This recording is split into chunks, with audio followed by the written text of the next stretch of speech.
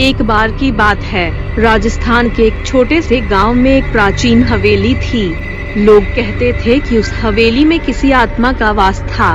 हवेली के मालिक ठाकुर साहब ने इसे 1850 में बनवाया था, लेकिन एक दिन अचानक ठाकुर साहब की पूरी परिवार रातों रात गायब हो गई।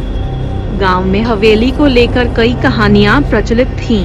कुछ लोग कहते थे कि ठाकुर साहब ने हवेली बनाने के लिए एक गरीब किसान की जमीन हड़पी थी, जिसकी आत्मा ने शाप दिया था कि जिसने भी इस हवेली में कदम रखा उसकी मौत निश्चित है। एक रात गांव के कुछ नौजवानों ने साहस जुटाकर हवेली में जाने की योजना बनाई। सबने अपने अपने दिल को मजबूत किया और रात के अंधेरे में हवेली के अंदर प्रवेश किया। हवेली के अंदर का माहौल ही अलग था। हर कदम पर अजीब अजीब आवाजें सुनाई दे रही थी। अचानक एक कमरे के दरवाजे पर दस्तक हुई। सबने देखा कि दरवाजा अपने आप खुल गया। कमरे के अंदर एक पुरानी तिजोरी थी। उत्सुकता के मारे उन्होंने तिजोरी को खोलने की कोशिश की। जैसे ही तिजोरी खुली, एक तेज हवा का झोंका आया और कमरे की लाइट बुझ गई। अंधेरे में ही उन्होंने महसूस किया कि कोई उनके पास खड़ा है। एक गूंजती हुई आवाज आई, तुम यहाँ क्या कर रहे हो? सबके रोंगटे खड़े हो गए।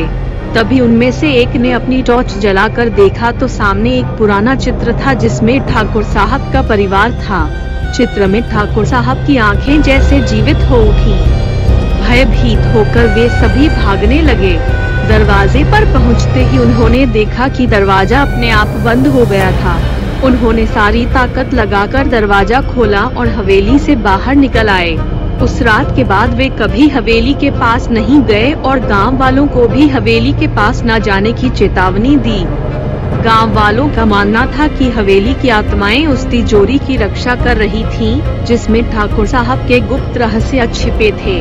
आज भी वह हवेली वीरान पड़ी है और कोई भी गांव वाला वहां जाने की हिम्मत नहीं करता। तो दोस्तों, अगर कभी आपको किसी पुरानी हवेली में जाने का मन करे तो जरा सोच समझकर ही कदम बढ़ाना। कौन जाने वहां कौन सी आत्मा आपकी प्रतीक्षा कर रही हो।